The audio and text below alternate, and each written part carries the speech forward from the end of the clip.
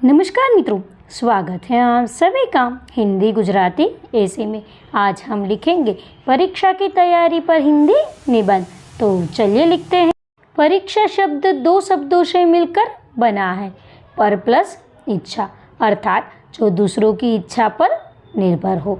बिना परीक्षण के किसी भी वस्तु की गुणवत्ता नहीं जानी जा सकती, ना ही उसके लाभ या हानि के संबंध में जाना जा सकता है और ना ही उसकी उपयोगिता सिद्ध की जा सकती है। इसीलिए प्रत्येक वस्तु का परीक्षण आवश्यक है।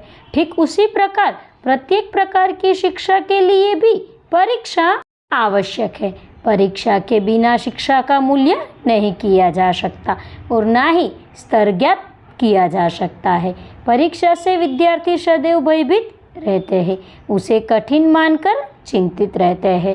परीक्षा नाम से ही उनके भीतर तनाव घर कर जाता है, किंतु हर विद्यार्थी के साथ ऐसा नहीं होता। जो विद्यार्थी सत्र की शुरुआत से ही सुचारू रूप से अपनी पढ़ाई करते हैं, नियमित विद्यालय जाते हैं और विषय का नियमित रूप से अध्ययन करते हैं, उनके सामने यह समस्या नहीं आती। परीक्षा उन विद्यार्थियों के लिए हुआ या मुसीबत है जिनका मन पढ़ाई में नहीं लगता।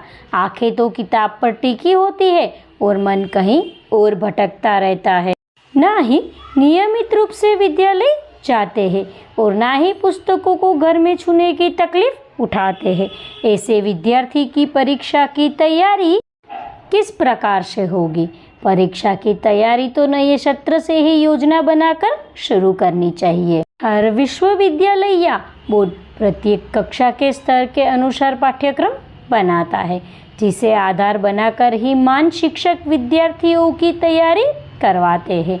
विद्यार्थियों को चाहिए कि वे प्रतिदिन अपना कक्षा कार्य एवं गृह कार्य आधा पूर्ण करें। जैसे जैसे पाठ्यक्रम आगे बढ़ता है, शिक्षक के साथ साथ पाठों की तैयारी में विद्यार्थियों को भी तत्पर रहना चाहिए।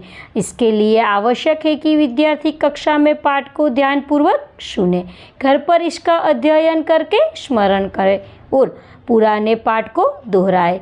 विद्यार्थी को चाहिए कि वह प्रतिदिन प्रातःकाल उठकर पूर्व में पढ़ाए गए पाठ का स्मरण करे और अगले दिन पढ़ाए जाने वाले पाठ को पढ़कर जाए। इस प्रकार का अध्ययन करने वाले विद्यार्थी को पाठ बहुत अच्छी तरह से याद हो जाते हैं और परीक्षा का डर भी निकल जाता है। समय समय पर लिखकर भी पाठ का अभ्यास करना चाहिए, जिससे परीक्षा में लिखने का अभ्यास हो जाता है। परीक्षा में लिखते समय प्रश्न संतुलन का भी ध्यान रखना चाहिए, जिससे निर्धारित समय में सभी प्रश्नों के उत्तर लिखे जा सके। अतः जो विद्यार्थी सुचारू रूप से नियमित समय सारणी बनाकर अध्ययन नहीं करते, उन्हें परीक्षा का डर बना रहता है, पाठ्यक्रम भी बोझ लगता है। इसीलिए कहा है, जो जो बीजे कामरी त्यो त्यो भारी होय। जो परीक्षा में असफल हो जाते हैं, वे अपने जीवन को बर्बाद करने में ही अपना लक्ष्य चुनते हैं, जबकि ये किसी समस्या का समाधान नहीं होता। अतः विद्यार्थियों को चाहिए कि नियमित रूप से पढ़ाई करें, परीक्षा की तैयारी करें। परीक्षा किसी भी प्रकार की हो, उसे कभी भयभीत नहीं होना चाहिए। तो मित्रों, इसी के साथ यहाँ ये निबंध पूर्ण होता है। निबंध को अंत तक देखने के लिए आप सबका बहुत बहुत धन्यवाद।